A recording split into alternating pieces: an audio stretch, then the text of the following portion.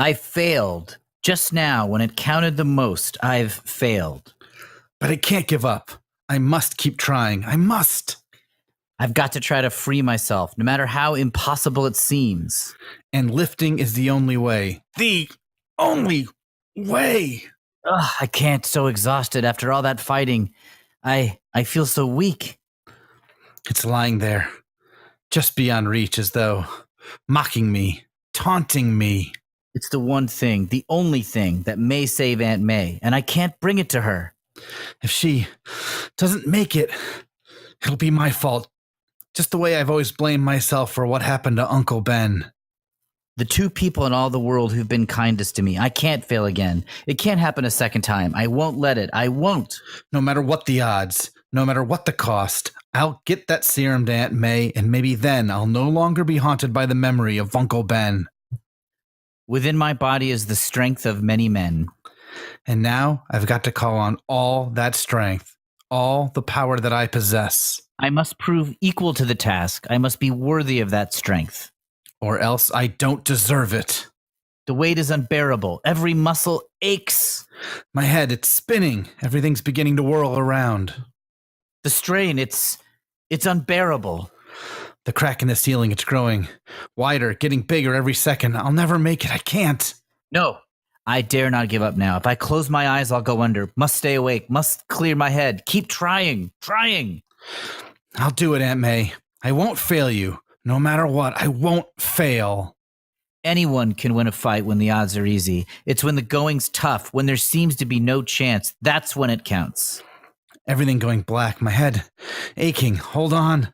I must hold on. It's moving. Can't stop now. Last chance. Must keep the momentum. More? Just a little more? I did it.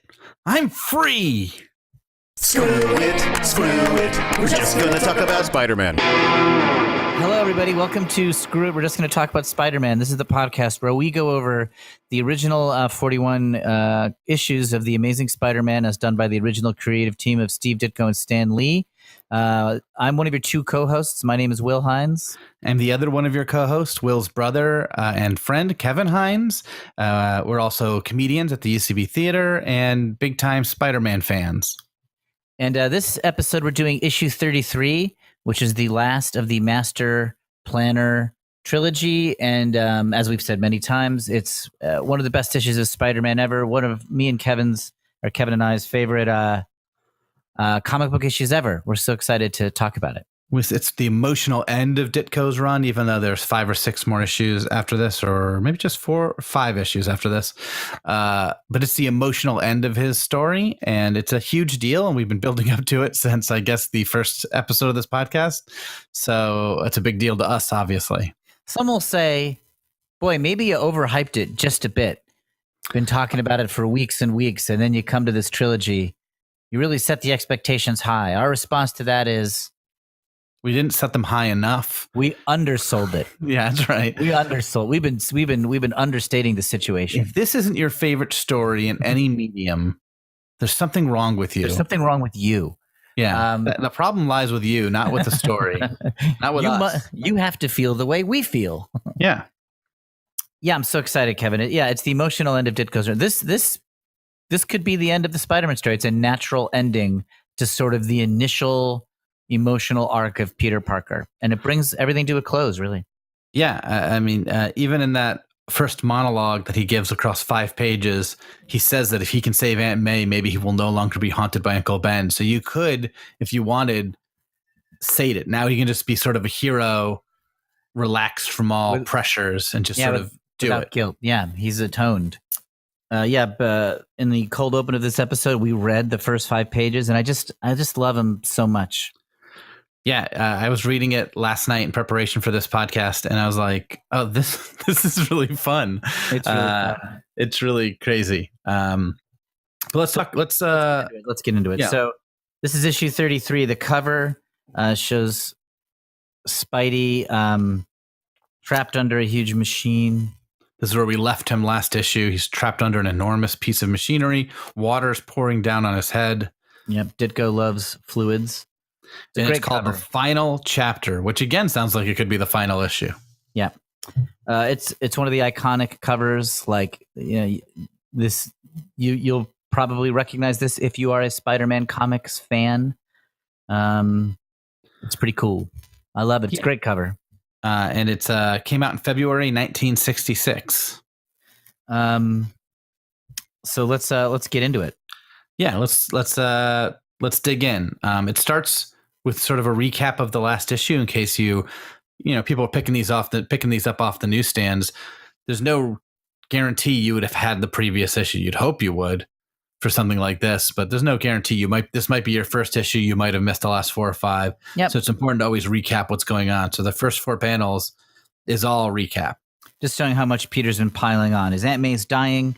His friend, the scientist, Dr. Kurt Connors, a.k.a. the Lizard, is waiting for Spider-Man to bring an ingredient to him.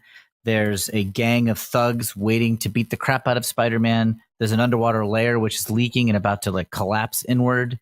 And then Spider-Man himself trapped under this enormous block of metal with the medicine or with the radioactive element that he needs just out of reach. Yeah, and it's got a caption at the bottom that says, possibly one of the most thoroughly satisfying Spider-Man sagas you've ever thrilled to. It's interesting to me that the credits box on the splash page has no jokes in it. Stan Lee's been making a lot of wisecracks here, but I think he did this issue. He's like, oh yeah, this is a serious end. There's no time for jokes here. Yeah, not at this point, at least. Is there really any jokes in this issue at all? There's a little with JJJ. Oh, that's good. Good old Jonah. We can count on him for a little comic relief. And then we get into, we turn the page, and we get into, let's see, 4 pages, right? 1, 2, 3, 4. Yeah. 4 pages where Spidey is just lifting the machine off his back. And this is the kind of thing that normally would be 2 panels, 3 panels at most. Yeah. When you're standing. 4 pages plus a panel on that first page. So, it's sort of this huge decision to milk this moment, I guess. And this is where the collaboration of Steve Ditko and Stan Lee is so interesting. Go into that. Well, it's Ditko's running the show here. He's writing the story. He's doing the plot. He's not talking to Stan. He delivers the art. And yet, here's 4 pages where the dialogue has to do all the heavy lifting, if I may say, because it has to it has to narrate emotionally what's going on, because it's sort of impossible visually to make distinctive what's going on so much. Yeah, all he really puts is sort of ghostly images of Aunt May and Uncle Ben sort of haunting Spider-Man, but that's basically the only real cue. Again, maybe Ditko put in placeholder dialogue here to inspire Stan, but yeah, Stan does a great job with this. I mean, it's a little cheesy. We just read it all. You can judge that for yourself, but yeah, definitely at the time, it's perfect. And I think it mostly works. It works. It is melodramatic and it's hammy. But this is the emotional climax of 33 issues. You should be here. This is big speech time. This is if you were making a Spider-Man TV show today and you were doing this scene, there'd be a lot less dialogue. But yeah, it'd be uncool. The style wouldn't fit. But I would say spending so long just lifting one piece of machinery does feel like very modern storytelling. Definitely the comics back then packed so much story into each page. To spend so much time on this is crazy. It feels like I've been watching Better Call Saul. The new season is on right now. Yeah. And that show will spend 8 minutes watching Saul, make coffee, or Mike build a sidewalk or something. They'll just spend lots of time on that sort of stuff. They won't rush it. And that's what this makes me think of. It's just we're going to trust that we're going to tell this in such an interesting way. It doesn't matter that it really is 4 pages where you could just describe it as Spider-Man lifts the object off his back. Yeah, and I've thought of the quotes that Spidey says to himself here many, many times in my life, and that also is cheesy and insane of me. But I think about it like I'm genuinely moved despite all of the melodrama. I've often thought to myself, anyone can win a fight when the odds are easy. It's when the going's tough, when there seems to be no chance, that's when it counts. I think about that. Yeah, you got to read that segment. We sort of just randomly started, and I didn't know who was going to get that line, but I was like, that's the heart of that whole speech, that he can't give up now just because it's seemingly impossible. that's the one time it matters that he works hard. And he's had a few moments like this throughout, but this is the most intense version of that. It's the most cinematic version. It's the most emotional. His decision to not give up, right? This is the big maybe character development of Peter Parker. When we first met Peter Parker, he gets these powers and he's out for money. He's out for himself. He can't be bothered. And now he's a guy who will not quit. He will not give up. It's not even an option. I think it's also important that because it takes so long, there is a page and a half before the machinery seems to even budge. That which I think helps sell that it's not an easy lift. Like if it took him 2 panels, at the end of that, you'd be like, I guess it wasn't that heavy. Right. The drawing's great too. Like, look how big it is. I mean, it's crazy. Yeah. It's an enormously huge piece of machine, really shown in that first panel on the first page, as well as the last couple panels. It's also great just because as it goes on, the water that's pouring down into the room becomes larger and larger streams. It starts hitting Spider-Man right in the head. Yeah, you can. He's being waterboarded a little bit. Yeah, he's being tortured. You can sort of hear the water dripping in your mind. Like Ditko's visuals are so good here that they're really atmospheric. Yeah. By the time we get to the second to last panel, it's just like pouring down the edges of the machine. It's hitting him in the head and the shoulder. It's splashing in the foreground. Like there's only moments before this entire roof caves in, while he's also having to lift this. I don't know what this machine was for. Yeah, it is so huge. I love it. Yeah, it doesn't seem that useful. There's there's an emotional metaphor here. I mean, what an insane sentence to start saying, but it's true. Which is like like Spider-Man is a character, especially in these early issues, of guilt. He's driven by guilt and shame. And so to me, like this machine is the guilt and shame that he feels. And this is him shrugging it off. You know, this is him getting rid of it finally. After, issues and issues of becoming more and more of a real hero, he is now bigger than it. And when he says, I did it, I'm free on the big panel, that's him being free of his burden. He's defeated his real, like, whatever uber villain, which is his own shame. He now believes in himself. It's super cool. Yeah. Like even that moment of just sort of saying, like, I don't deserve these powers if I can't lift it. Right. Anybody can be given the powers, but like, I have to show that I'm worthy of it. That first, another one of the quotes I think about a lot is, within my body is the strength of many men. Just because I can almost like hear drums beginning, like a heroic like charge. Like this is it. This is when he's going to beat it. Yeah, I mean, it's one thing to be pinned under something and just be like, well, no one could lift this piece. Like, if I can't lift this, what do I need to be able to win this battle? I've been given such incredible strength already. How is that not enough? Yeah. This is sort of the ultimate power fantasy of the superhero mythos or whatever. Like, you are someone that nobody knows how great you are. You have these powers. No one knows about it. You're suffering in silence. I mean, there's a little bit of an indulgence here, but it's so indulgent that I love it. And there's also sorry, go on. And then there's like a nobility. It's like you'll carry your burden. No one will know how much work you've done. But here is this story celebrating everybody who's ever wrestled with like an inner demon on their own, I think. There's also this aspect of sadness that, like, if he died here, not only would Aunt May die, but no one would know what happened to Peter Parker. Yeah, he would just vanish. He's at the bottom of the river. It'd just be like, oh, that lady's nephew never came back. Right. She died in the hospital, and then he was gone also. Whatever. No one knows what Spider-Man's gone. You have to think that people would put it together.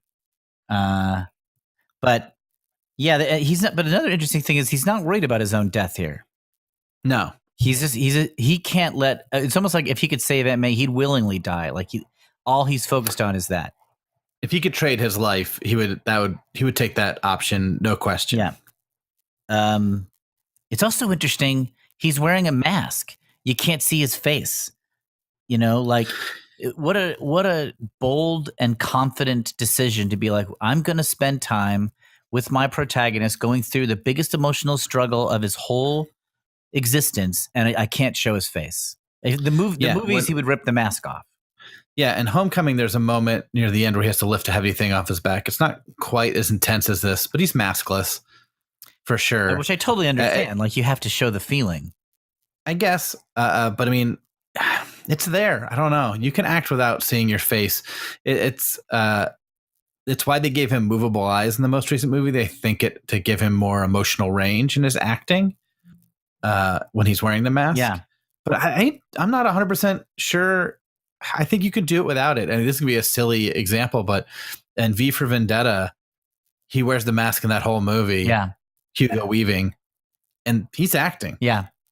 Like, there's no question I'm getting a lot of emotion from Hugo Weaving. You have to rely on other things. You have to rely on the voice. You have to rely on the reactions of other people. Here in this, we have a lot of dialogue that helps. We have the water dripping, the fists clenched. There's a lot of body language. Oh, it's just so good. I mean, it's a masterpiece. And the others, I just love it. I don't know. I'm going to be. I mean, I'd love to see this without word balloons. Oh, man. I mean, I can sort of picture it, but I think it still is a really beautiful moment. It's like the moment where he's clutching his head, and as the water is sort of increasing, and the strain of pulling, like on the second page, the second panel where he's like pushing up really hard. It's very clear that he's trying to lift it there. You don't need. Yeah, lifting's the only way. The only way. Yeah, it just looks great. Yeah, and this. When I first read this, I was just completely blown away. I'd been waiting all month for this issue in Marvel Tales when it came out, and then I was waiting for a big climax, and I was still surprised over how powerful it was. It's also interesting that like he's sort of in this. How do you get out of this trap? And the way he gets out of it is just like, well, the way you'd think he lifts it off him, but that's not the point. How he gets out of it is not what's interesting. It's watching him dig deep and be able to do it. It's an acting moment from Steve and Stan, and they nail it. I wonder how long Stan's like, because I always imagine Stan dialogues as fast as possible. Yeah. Doesn't look back at the earlier pages, right? Because he's got an issue of Thor and Fantastic Four and X-Men waiting for him. Right. He's like, I got to get through this. But I like to imagine he got to this page and kind of gave it 2 or 3 passes, just being like, I got to get this right. 5 pages right. Yeah. I totally believe that he did. I mean, Stan Lee is one of the most.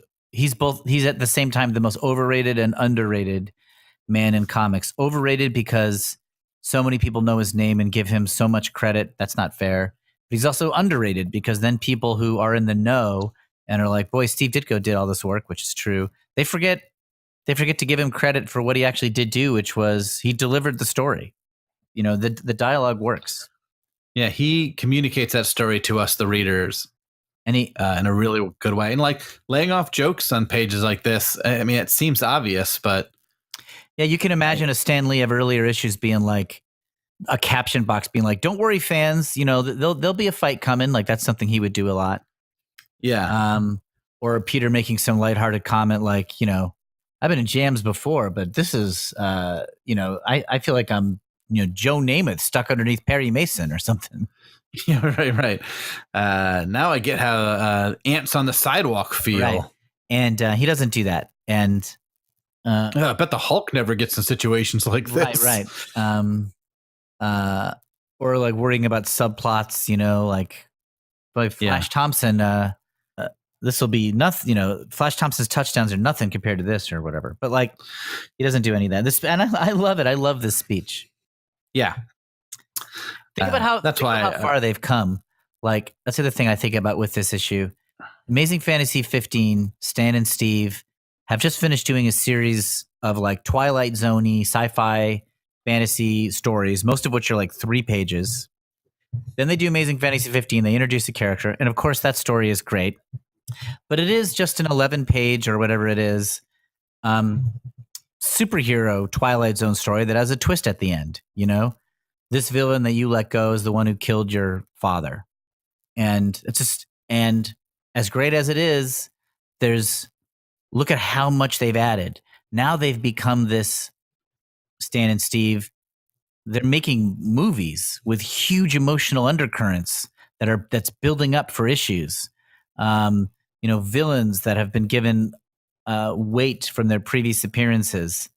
an answer to something that started way back in the beginning.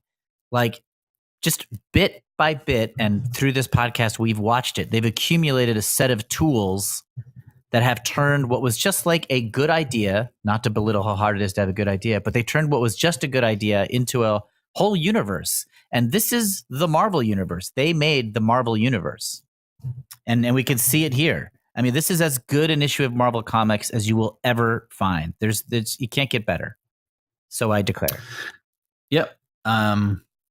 It's one of, if not the most famous moment in Spider-Man comics history.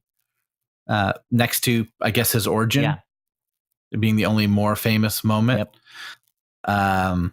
The speech he says is probably second only to "with great power must also come great responsibility." Yeah. I mean, that's why it just bookends that story so well, because the only thing that compares to it is Amazing Fantasy 15. Yeah. And the other sad thing, which I mentioned when we started this trilogy, is, or the thing that adds an emotional punch to me, is knowing that Steve Ditko, in a way, is done after this. I don't think he knew that, but he was going to be quitting Spider-Man. He'd either decided that already or he was deciding it soon. He would leave Marvel Comics. He would sort of go into the second and third acts of his career, which were largely obscure. And he wasn't ever really able to have a hit this big. He did have successes. He did a lot, of course. Yeah, I mean, he created a lot of great characters, but he created this is his peak, no question. And this is his peak moment of storytelling. These 3 issues. This is his most popular character he ever created or ever would create. Yeah, and then he's kind of gone, and like he's a young man here when he does this, and it breaks my heart a little bit. I'm like, I mean, I know that it was his own choice, but part of me is like, I don't know, Steve, you deserved a bigger spotlight, and whatever it was that made you turn away from it or made people misunderstand you, it's not worth it. It's a little, we'll never totally know the answer of what was going on with Steve's psychology, but you'd like to think it could have been worked out if both of them were just less proud. Yeah, it's the amazing story that you told me and that I read in the Blake Bell Steve Ditko book, which is where in the 90s, editor Tom DeFalco got Ditko and Lee back in the same room to talk about maybe doing Spider-Man again. It's crazy that they were even in the same room to talk about it. In the late 90s, this is after the Clone Saga, you know what I mean? This is like... Yeah. And Steve took the meeting. And then I guess they talked about it and he decided he wasn't into it. But amicably, it's described as a very friendly meeting. Yeah. It's described as sort of just, he kind of toys with the idea and then just, it's not for him. And he leaves. And then Stan turns to Tom DeFalco and goes, "Hey, did you ever find out why Ditko quit doing Spider-Man?" And I'm like, so you're combining 2 stories a little bit, actually. So I think Ditko was asked to do a solo Spider-Man book without Stan. Oh, okay. And he considered that. And then he was also asked to do art for a Ravage 2099 thing that Stan Lee was writing. I see. But they're both great stories. He considered doing a Spider-Man story, didn't end up doing it. Considered working with Stan again on this other series, but it didn't fit his ideology enough, I guess. And then when he left, Stan asked Tom DeFalco, "Do you know why he quit Spider-Man?" Yeah. And Tom was like, "You need to ask him." Yeah. Because Steve Ditko's answer to that is Stan knows. I think Steve wanted Stan to come to him and ask, and Stan never did it. I think the fact that Stan stopped talking to Steve and vice versa, Steve blamed that on Stan. He's like, "You stopped talking to me, and that's why would I work with you?" This is the darker side of Steve Ditko. Like in Spider-Man, Peter's kind of long-suffering, nobody understands me thing is balanced out by Stan Lee's jokes and Spider-Man's heroics. And Peter does have moments of victory. But in real life, I do think that Ditko, and I'm super reading into a situation which I don't know, but was kind of a glutton, or like, I think he had a little bit of a poor me syndrome, or it's easy to imagine that, at least, to where it definitely had. He must have had some of that. I mean, even though people say he was very nice and easy to talk to, he's also described as someone who gets mad and gets angry and sort of snaps. It's like at a certain point, you can't blame the entire world for upsetting you. Yeah. Anyone can win a fight when the odds are easy is what I would say to Steve Ditko. But whatever. That's why he's so mysterious. You could also say that he stuck by his morals and never compromised and didn't complain about it either. And you can say that. But he didn't go out of his way to complain about it. It's not like he was taking interviews to badmouth. Yeah, he never did that. Which he could have done. People would have eaten those stories up. Yeah, that wasn't his style. I don't know. It doesn't sound like he ever did lawsuits or anything like that, which is like another thing he lots of creators did, and I think we're right to do to get some of the rights back. He never did that, from as far as I know. Yeah. I guess another thing I love about this issue and the whole Spider-Man story is it takes Ditko's emotional kind of posture and frames it into a great heroic story. Like it casts Ditko's emotional temperament in a kind of positive light. You know, it's Peter Parker's a lot cooler than Steve Ditko, but he is based on Steve Ditko, I believe. Anyway, what an achievement. Like, just comics were just supposed to be these dime a dozen, grind it out, villain of the month. And here's a guy who's put his whole soul into it. And I love it for that reason. Should we get into the rest of this? Yeah, that's just the first 5 pages of this. We're sort of talking kind of in whole. And he lifts this big item off of him, but he's still in a flooding base, surrounded by henchmen. He still has, he's on a time limit because whatever's in this case only is going to survive for so long. So there's still a lot of story to go. So it's a simple story. It's a really good story. Yeah. Now it's just like an awesome action story. I mean, there's other stuff going on too, but we shift into sort of just like the big end to the big movie, like the big action sequences. Yeah, escaping the self-destructing base. So basically. page 6, we see Spidey holding his knee. He's injured. He's exhausted. He's clutching this medicine for dear life. We see the ceiling in panel 2, water coming in. Yeah, I will say that we just talked about that first 5 pages for 20 minutes or so. There's 2 or 3 other moments of story that I find almost as good. Oh, good! I can't wait. Is one of them on this page? And one of them is on this Which page, one? so I'm interrupting you to bring it up. This moment, so like this room starts filling with water, and he realizes he's not going to get out of the room in time before it floods with water, and he lets the gush of water just hit him, and he sort of rides it off because he's so exhausted. It's almost easier to be hit by a tidal wave Than to fight it. and be pushed forward than to like do anything else. And it's almost like a relief. Right? The last panel.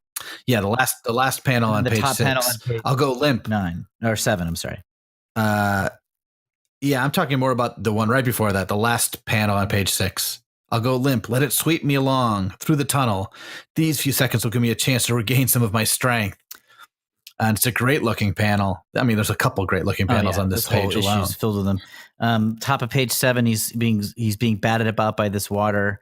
There's something almost.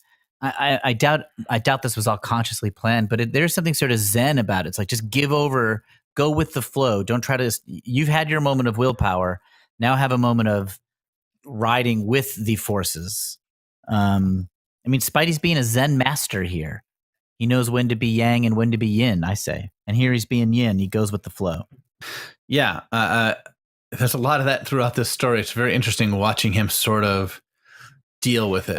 On page 7, panels 2, 3, 4, he's totally underwater. He's holding his breath. He's almost going to drown, but then the water itself bursts open a closed door so that he can escape. And at the bottom of page 7, he surfaces. Yeah, but then the top of page 8, he's pulled back under because now the Master Planner / Dr. Octopus's scuba goons have pulled him back underwater. Missed opportunity by Stan, a rare one in this issue, top of page 80. He's grabbing, the henchman is grabbing the injured ankle. It's the one that Spidey was trying not to walk on. So if you ever rolled your ankle or broken anything, imagine somebody grabbing it and pulling you with it. Yeah, it must hurt. So then we have an That's we have an underwater. It's a good thing that we didn't do the dialogue. Ouch! Ouchie! Owie! Ow! Ooh! Yowie! Owie! Owie! Ow! Ooh! Cut it out! Beep! Beep! Top 4 panels of page 8 are the underwater fight with the amphibious henchman. We've seen underwater fights that Ditko does. They're always cool looking. It's cool looking here. Yeah. Spider-Man rips their air hoses off their masks so that they can't breathe, because as he's previously told us in past issues, he can hold his breath longer than most people. Then he comes out of the water at the bottom of page 8, and they're just these cocky jerks are all just standing around waiting to overwhelm him. Yeah. There's a bunch of them, plus the 2 scuba goons climb up there, and they're ready to, they outnumber him. There's maybe like 10 of them. Yeah, they're not wrong. This guy's just been through hell. Maybe they have a shot. But they don't know what mindset he's in. This is a man who will fight to his last iota of energy right now. So page 9 and 10 is this super cool, I think, like fight. Like, yeah, this is the other moment that really stands out to me is these guys were winning initially. They're just beating him up. And at a certain point, Spider-Man sort of stops fighting back and just taking the punches. Yeah, to rest. He needs to rest his muscles, and they don't hit him hard enough to really hurt him. At least any individual punch. So he can take a handful of punches, and it's actually easier than fighting back. And he thinks that to himself. This is probably the first time anyone ever rested by taking a beating. It's funny.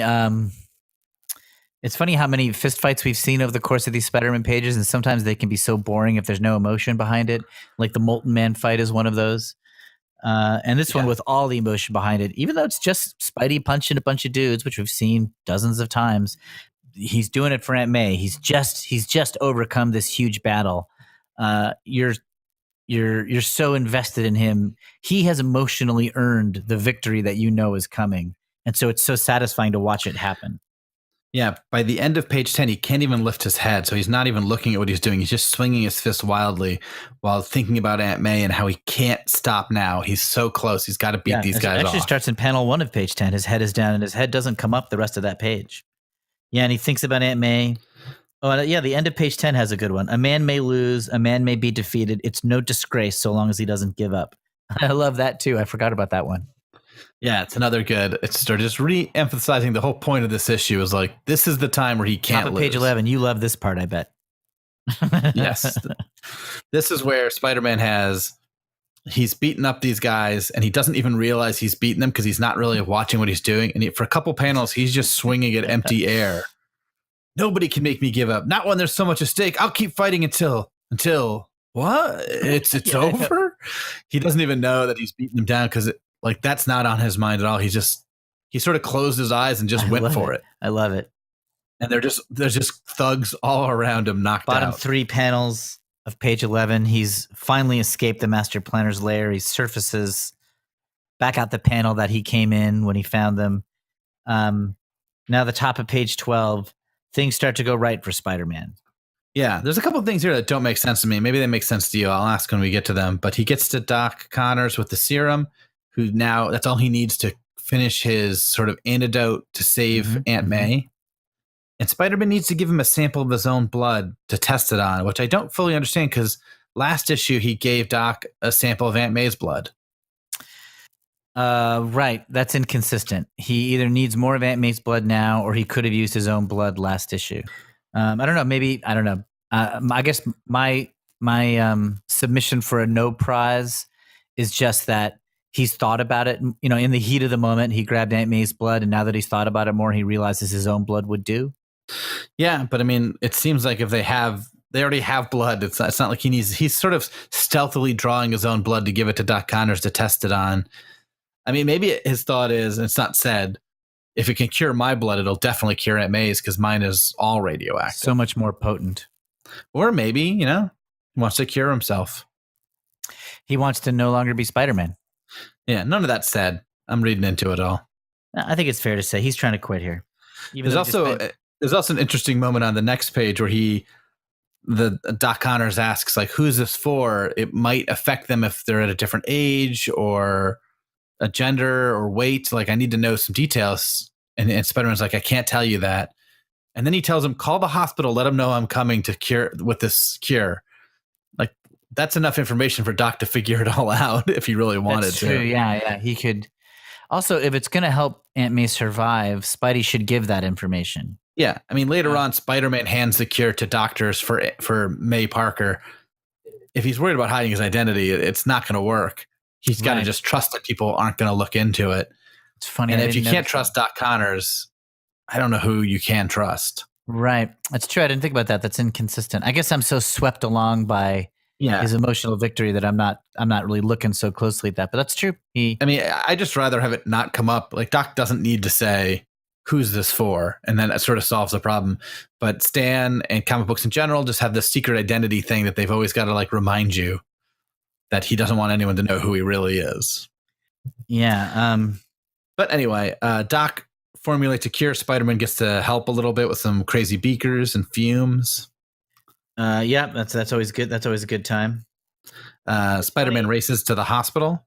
Yeah. So I'm looking at my original issue 33 that I bought. Yes. And the advertisement after page 13, I'll take a picture of it and send it to you. It says, is a guy, like a middle-aged man, applying for a job, and the woman is saying, sorry, we hire only high school graduates.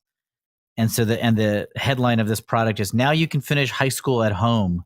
And it's like, I don't know. I'm just remembering how big a deal it was that Peter went to college in these issues. And here's the advertisements for the reader at home being just, there's people who don't finish high school reading comics. And that's common enough that you have a full page ad. Yeah. High school, I think, has become more of a everyone does it type thing. Yeah. And now college, even a lot of people go to college when it used to not be such a given. Yeah. But back then, I guess it wasn't. And it's the world has changed. Yep. So we go to page 14. The doctors are administering the antidote to Aunt May, and they tell Spider-Man it'll be 2 hours before they know if it works. Right. And so Spider-Man leaves to go do some more work here. He goes back to the Master Planner's base to get some photographs. He gets a photograph of himself leaving the base, so you can see Spider-Man leaving. He gets a photograph of the criminals sort of out cold. And then he calls Frederick Foswell, former big man of the gangs. Yes, the former mafia head is now good guy reporter, gets an anonymous tip from Spider-Man about, where the Master Planner gang is. Foswell tells J. Jonah Jameson, Skin Flint, bad guy publisher, that he'll have an extra coming. Jonah immediately begins one of his creepy smiles. Yeah, he's hoping that the extras that Spider-Man is dead or in jail. Unfortunately for Jonah, it's only the end of a terrible crimes spree that's been plaguing the city. Yeah. Then we see Spidey talking to Foswell, and Spidey basically gives Foswell the information. Yeah, so Foswell can call the police and sort of be there for the capture of all these crooks, and Foswell can write a story about it. It's a huge get for Frederick Foswell. Spider-Man gets the photos of this capture, gets them all being unmasked. Doc Ock escaped last issue, but otherwise it's a huge haul by the police. Top of page 16, we see all the Master Planner guys with their masks off. As per usual, our criminal thugs they look to be in their mid-40s, have full heads of hair, and are just a weird array of Dick Tracy-looking faces. But to their credit, these are some of the bravest thugs I've ever seen. These guys attack Spider-Man time and time again. They stayed in a flooding building. Yep. Good for these guys. These are tough dudes. Yeah, good for them.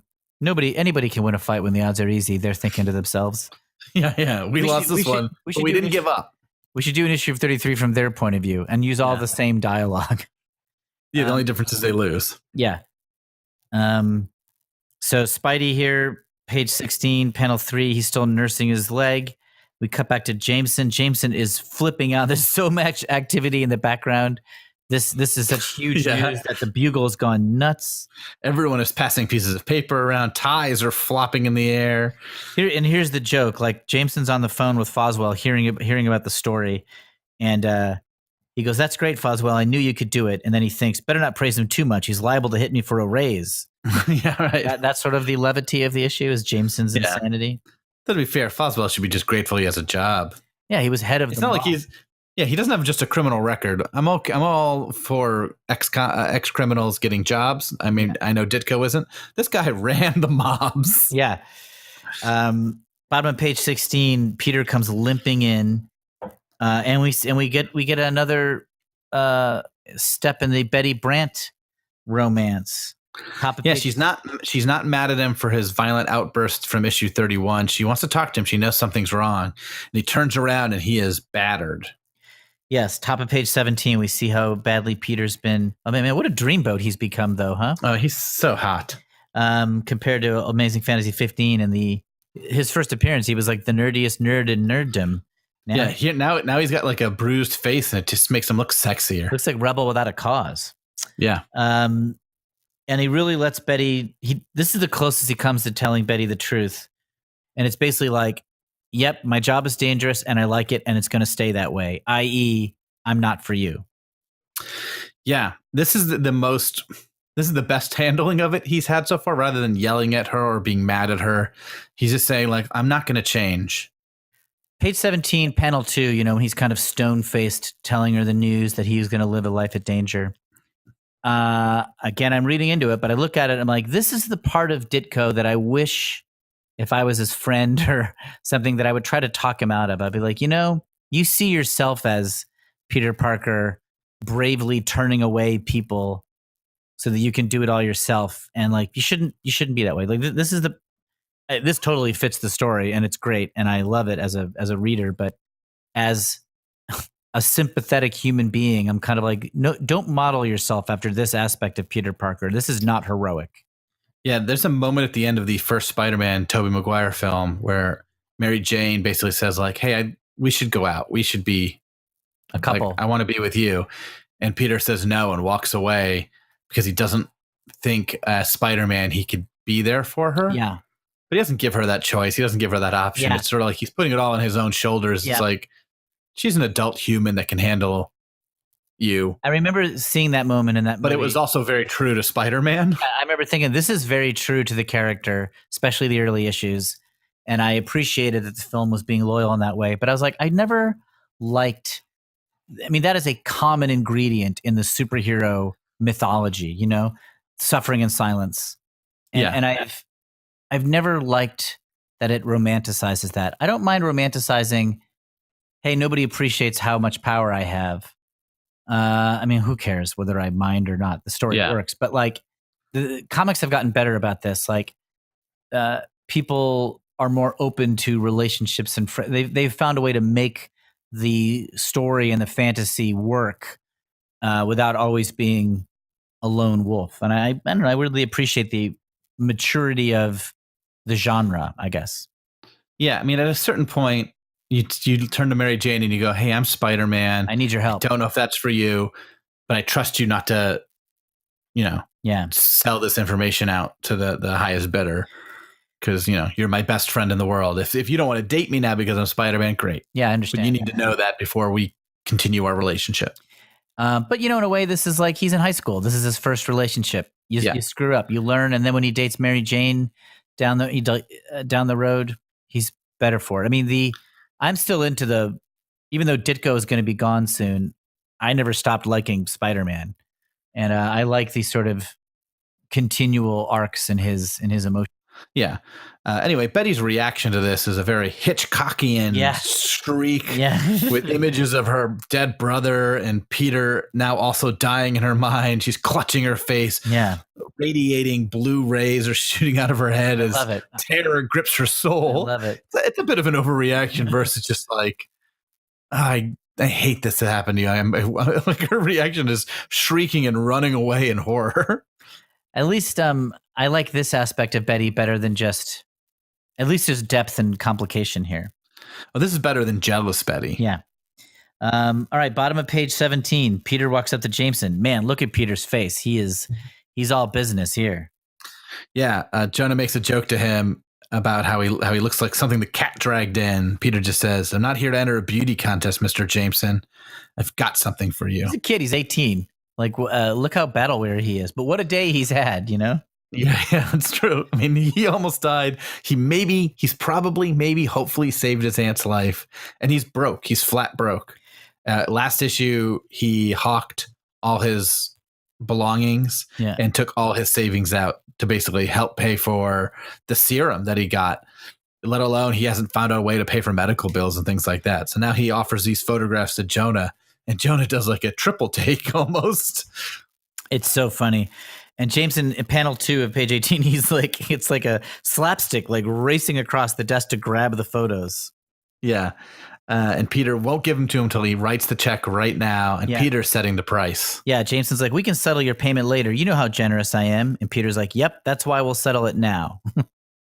Yeah. He settles the price for $100 each photo, makes Jonah write the check. And Jonah thinks to himself, he doesn't realize they're worth twice as much, which is always the case. Yeah. Who do you think that bust is? Panel 3, page 18. Who do you think Jameson has a bust of in his office? I mean, my initial guess would be himself, but it doesn't look like Jonah. So it's like J. Jonah Jameson the first or something like that. Yeah, right. It's a family heirloom that's been passed down.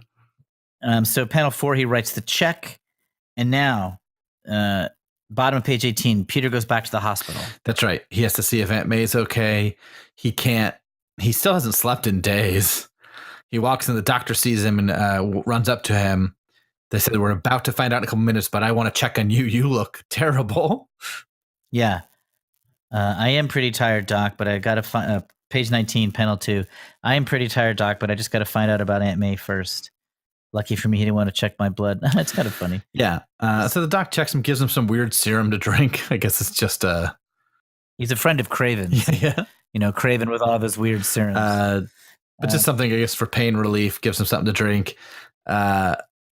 And they find out that Aunt May, the tests were positive. The Aunt May is going to recover. Yeah, and the bottom of page 19, panel 6, Peter's smile. I mean, well, how much is behind that smile? You know, like this is in a way the second time that he's lifted a huge weight off his shoulders. This is the more important one. I didn't let you down this time, Aunt May. I didn't fail you. She's moving and she says, Peter, and then top of page 20. God, it's only 20 pages. Yeah. And 5 of it was lifting that weight. So much happened in the last 15 pages. This is everything he's fought for, right? The panel 1 and 2. It's all right, Aunt May. You're going to be well again. Everything. I mean, I'm choking up. I love it. He saved her. She says, Peter, he did it. He is the hero. He saved his mother's life. Yeah. And, oh, God. The smile on Aunt May's face, like the thing that makes her happiest in the world is Peter Parker. And that in and of itself is pretty amazing. A mom's love for her child. And that's Aunt May as Peter's mom is just enormous. I say that now, having a child and seeing how my wife reacts to our son, like nothing has ever made her even a fraction as happy as that, including me. She would argue with me on that, but it's not true. It's like this kid makes her so happy. There's nothing that's more important to her. And like, and I got to imagine, you know, if Cameron could save his mom's life at 2 years old, he would be, nothing would make him happier. Well, it's just like, you know, so many great stories use the same primal drives of like family or love or so many storylines I think are saving like a love interest, saving Lois Lane. It's really great to see saving mom. And I think another reason why this comic was such a huge hit, like that was a more important relationship than Betty. Yes. I mean, this is aiming at 12-year-olds, 13-year-olds. And it's a hero that is closer to their age than Batman or Superman or Green Lantern or something. These last 4 panels with Peter's walking away they're so beautiful and subtle and nice. He's favoring his leg. He's slumped over, and Aunt May's smiling, and then the shade gets dropped, and even in panel 3 there, where there's like shadow on her face. And it's such a beautifully drawn sequence. Yeah, right before that, Peter's leaving the office and the doctor tells him to go get some rest. And Peter says, I think I'll be able to now, which is also really great. And then here's the doctor's inner thoughts as Parker walks away. That Peter Parker certainly is a nice boy. Sincere, well-mannered, devoted to his aunt. Too bad there aren't many more young men like that. Too bad someone like him can't be an idol for teenagers to imitate instead of some mysterious unknown thrill seeker like Spider-Man. And they still had a panel left to go. They couldn't fill the whole issue, so it's a full panel ad for the next issue. Craven the Hunter's returning. Never has there been a more anticlimactic next issue. Like, there's no way to live up to this. It's like, oh, you thought that was something? Wait till that guy who wears a lion head on his chest shows up again. Yeah. Craven always kind of looks a little dumb in these early issues, but he looks super dumb here. I think it's like, Craven, get out of here. I saved Aunt May. Oh, yeah? Can you get out of my animal trap? Here comes some wild boar or whatever. Yeah. And so, yeah, in a way, this could be the end of Spider-Man, the whole story. Like, he's redeemed himself. He's found redemption. Yeah. It's definitely, it's one of those things. Every now and then they try to do these stories where it's whatever the driving force of this character is, here's where it culminates. And that's sort of what this is. And then you sort of kind of have to ignore that he had this emotional breakthrough because he's still going to be dealing with guilt for the next 40 years of comics. Yeah. Right. In a way, these guys never totally evolve, but there's these like, every now and then Batman gets over like the fact that he couldn't save his parents, that he's like, they do a story like where he catches the crook who originally shot his parents. It's like, great. Now he's not doing it for them. And now he's doing it for just to be a hero. And it's like, oh, that's really cool. But then also like a couple years later, he's doing it for his parents again. Because that's the heart of the character. Right, of course. You can't get away from it. And how many times has Aunt May been on death's door since this time? Never again. She's never super healthy. I mean, she's died twice at least since this point. It's funny having the actual issue here. 1, 7, 8. There's 9 other Marvel titles that are featured in the Marvel Bullpen Bulletins page. Not so many, I think. Yeah, it's such a small line still at this point, and it will be for a while longer. Well, what an accomplishment! I'm just so grateful that they made this issue, and it was a success. Everybody read it. Everybody who's read it knows it's great. It's beloved by creators, by comic book creators all over the place, and I'm glad. I mean, they deserve it. They did good work. Yeah, I'm really glad. Hopefully, a lot of people who have not read these issues are reading it now with us, or rereading it for the first time in a long time. And it's just great to be able to revisit it. I've made the joke earlier in the podcast, but these 3 issues are probably the main reason we're doing this podcast. Yeah, I think so. Without them, would we be as passionate about this character enough to do this? Maybe, but I don't know for sure. Maybe. These are an important piece of that puzzle. I mean, we could end our podcast right here. We're not going to, but just like Steve did go, we're going to keep going for a couple. We're going to do the rest of the his run, maybe a couple bonus episodes here or there. But it does feel like, oh, this is what we've been hoping to get to. Like, we've been looking forward to this issue. I remember at Christmas last year talking about, we get to do the Master Planner saga in late August, and here we are doing it. The only 2 direct references I can think of to this issue is Frog Thor. Walt Simonson did a Thor issue in 1986, issue 364, where Thor gets turned into a frog, and he at one point has to get back and find his human-sized hammer and try to wield it in order to get his Thor power back, even though he's in a frog's body. And when he slides underneath the big hammer, he says, "Within my body is the strength of many frogs." And he does like a little mini version of the Spider-Man speech. Yep. There's an episode of Batman Beyond that I've mentioned in previous episodes. I forget the title of it. I think it's called Heroes or something like that, where he faces basically sort of a Fantastic Four analogs. And this exact moment, he gets pinned under a huge weight and lifts it off in a very clear homage to this. Jaime Hernandez is one of the 2 guys that does the indie comic book Love and Rockets, which is one of my favorite. In his graphic novel Wigwam Bam, there's a dog, stray dog that's kind of running around the issue, and at one point the dog takes refuge under a big metal thing, and there's a panel that's a total copy of Spider-Man trapped under his thing, because Jaime's a big Ditko fan. And there's definitely been some Spider-Man comics that have homaged this, no question. Mark Bagley did one, so I got to assume it was like issue 400 or something like that. I mean, like, they just redid this moment basically in sort of an homage. It happened in the Spectacular Spider-Man cartoon as well, pretty directly, just because like whenever you have that one bar coming down, sort of splitting your view from his head to his arm, it's like that. Oh, it's that same piece of machinery. Homecoming did sort of a lighter homage to it. It wasn't the same piece of machinery. It wasn't played up quite as much, but it was still a big moment. Yeah, and Spider-Man 2 with Tobey Maguire, there's an even more subtle sort of Spidey's trapped under a big metal thing moment. But this particular Spider-Man cartoon did like a big piece of machinery on Spider-Man's back that he had to like make a big speech to get off of him.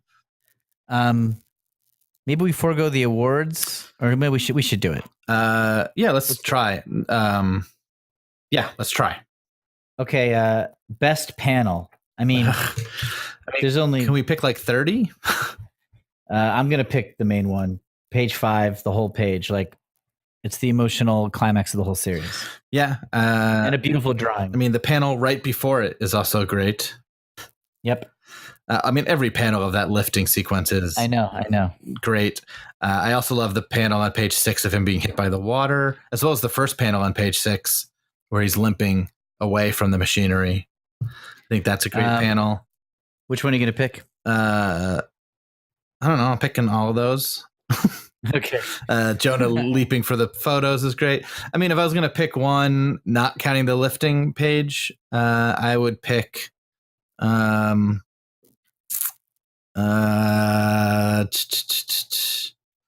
mean, it's such a cop out. The panel right before it has to be that. I mean, like if it's not lifting that weight, I just don't know what you're picking. So page 4, last panel. Okay.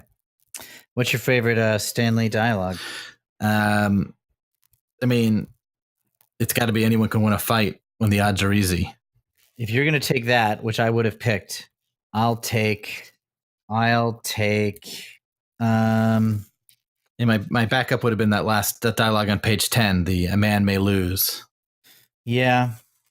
I'm going to pick the top 2 panels of page 3. Within my body is the strength of many men, and now I've got to call on all that strength, all the power that I possess. I get chills every time I read it. I know that it's just in context, but I'm going to give it to those lines. Those are the ones that trigger it. I'm like, oh, here we go.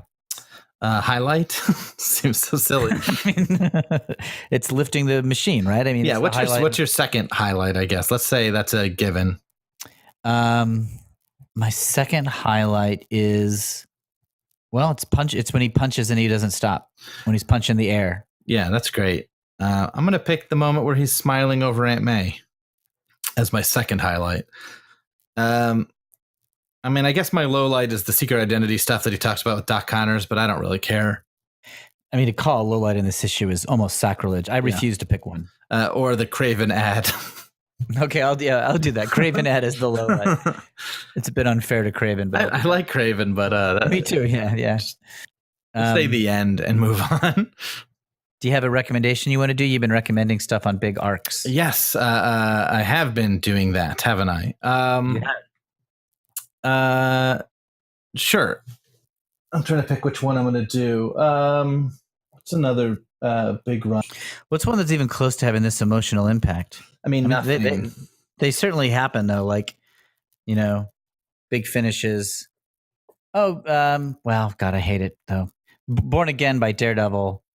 At the end of it, there's sort of a similar feeling of relief. That's become a problematic series for me in a lot of ways. But that was a huge emotional journey for Matt Murdock. Yeah, I mean, it's very tough to. Nothing has the emotional weight of these sorts of things. It's just like I definitely read things that have like emotional moments, like a panel or two that surprise me and get me. I've got one. Okay, go for it. Speaking of Love and Rockets, so Jaime Hernandez, he's one of the 2 guys who does the comic book Love and Rockets, and he's created his own little stable of characters that started like in 1981, and he's done them throughout his whole life, and he's let the characters age. So they were like 14 or 15 when he started, and now they're like in their 40s or something. And if you're a lifelong fan like me, it's been really interesting to see these characters grow up, and it's taken place over such a long period of time that you yourself, the reader, has also grown up. I was like 16 when I got my first Love and Rockets comic book, and now I'm 47. And 2 years ago, he did this thing where one of the main characters, Ray, who was in love with another one of the main characters, Maggie, they've been like together and apart many times over the decades. He almost dies, and his life flashes before his eyes, and he remembers the most important times in his life that he's seen Maggie. So there's like 9 panels on one page. Are there 12 panels on one page? I forget how many, but like where it's just Ray, the look on Ray's face, seeing Maggie. And then on the opposite page is Maggie looking back. And so you match the panels and it takes you through 40 years of Love and Rockets comics of Ray and Maggie looking at each other. And they were all sort of redrawn moments that really happened in the series. So I was taken back reading it to being like, I remember when I was 16 and this happened. Oh, I remember when I was 25 and this happened. And it was a uniquely powerful moment because it had been built up for like 30 years. That's kind of unique. And, you need a long build up for those things to really have the punch. Yeah. My is not nearly as emotional like that. But I guess the one that jumps to mind next would be from the Captain Britain series. Okay. Which I loved largely because of Alan Davis's art. Sure, yeah. Even though Alan Moore wrote a lot of it, Alan Davis is what drew me in because I read the Excalibur series first, which was sort of Chris Claremont and Alan Davis building off of a lot of Captain Britain stories. Yes. And then they released a trade of all of Alan Davis's Captain Britain stuff, which I devoured. And then eventually they released all the Alan Moore, Alan Davis stuff that preceded that. So I've read it all sort of in reverse order. But in that story, Captain Britain gets killed by something called the Fury, which is like a superhero killing machine. Yes. Somehow Captain Britain ends up on a different Earth. And in that different Earth, they've built a machine called the Fury that is built to kill all superheroes. And so Captain Britain goes to face it because he's the hero and it kills him. And then, through this magical means, Captain Britain is sort of rebuilt piece by piece to be alive again and put back on his Earth. One of the many times that Alan Moore has rebuilt a human body layer by layer. He's done it like 3 or 4 times. Yeah, this might be the first one. Yeah. It's definitely before Swamp Thing. And so Captain Britain is alive again. He's on his Earth. And there's a bunch of stories and it's really great. And then somehow the Fury escapes its dimension and follows Captain Britain to the new dimension. It like breaks through the rift between dimensions because it's so powerful and it can't be defeated. And there's this moment in the story where somebody's attacking Captain Britain's friends. He doesn't know who it is, so he flies out to fight it. It grabs him. It throws him down to the dirt. He looks up, and it's the thing that killed him. And it's this panel of just like Captain Britain going, oh, I'm about to die. His eye, like there's no dialogue. It's just his eyes of pure fear where it dawns on him. Like he's this sort of hero that like, oh, I always win. I'm going to go in. I'm the most powerful hero in the United Kingdom. I can handle this. No problem. If I can't stop it, no one can. And he kind of goes in. He's like, oh yeah, this is the thing that I know I can't beat. And it's this amazing moment where I was like, ooh, that terror hit me so hard. You're not faced with a thing that killed you. Yeah. You don't get to see that because you don't get reborn. And it really, really hit. And the whole series sort of built up to that moment. And it was wonderful. The Fury has come back in comics a number of times since then. It's always dumb. But that moment was really great. Cool. But it's no saving Aunt May.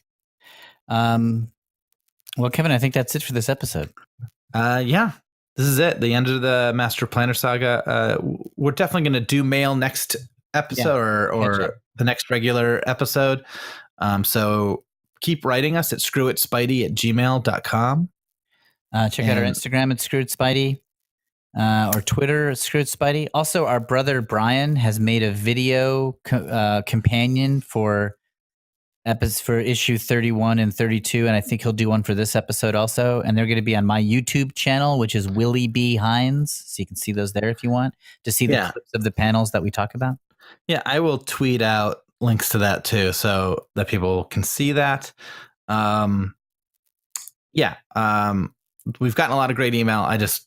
This is not the episode to read it, so we're going to just do it on a future episode. Mm-hmm. We might not do a Steve Ditko episode next week, right? Right. We're probably going to do like a breaking other classics one. Yeah, and then we'll go back to the disc. It's sort of as a palate cleanser. So we might not do mail till after that, depending how long that one goes. There might still be one more before we get to mail, but keep writing us, please. screwitspidey@gmail.com. I definitely got some emails where people were giving us more examples of how Steve Ditko deserves credit for heroes he didn't create. Oh, love it. Let's keep going with that. So more characters that Steve Ditko didn't create. Give him full credit. Tell me why. All right. And Kevin, good job in this podcast. Yeah, Will, you did it. Even though it was hard and you were ready to give up during the middle of this podcast, Yep. you didn't. You did too, Kevin. I mean, anyone can quit when the odds are easy. Anyone could quit this podcast when it's easy. But here, 41 weeks into it, Yeah. with everybody telling us we're self-indulgent, crazy, navel-gazing people with their emotions arrested at the age of 13. When all the people are looking at us going, why are you doing this? Oh, we didn't know that was still happening. And we don't have an answer to that question. We didn't quit. We didn't quit. All right, everybody. See you next episode. Bye. Bye. Screw it. We're just gonna talk about Spider-Man.